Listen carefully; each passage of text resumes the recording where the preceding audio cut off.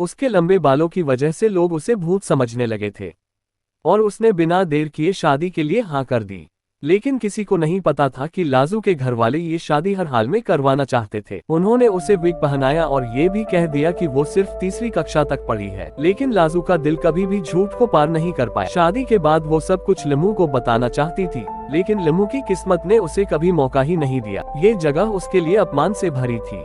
वो खुद को सह सकती थी, लेकिन अपनी इज्जत को नहीं गिरने देना चाहती। लिमू गांव के लोगों की मदद कर रहा था और रोज की समस्याओं को सुलझा रहा था।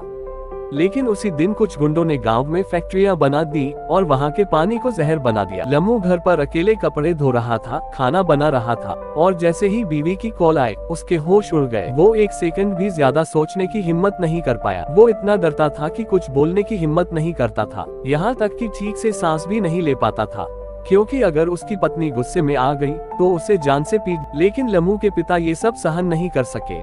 एक पुरुष होने के नाते वो ये नहीं देख सकते थे कि उनका बेटा दबाया जा रहा है। उनके लिए एक लड़की का लड़ाई करना और मारपीट करना सबसे बड़ा अपमान था। उन्होंने लाजू को खूब सुनाया और लाजू अंदर से टूट गई। लिमू को लगा कि उसकी पत्नी ने उसे धोखा दिया, न उसे बचाया न उसका साथ दिया।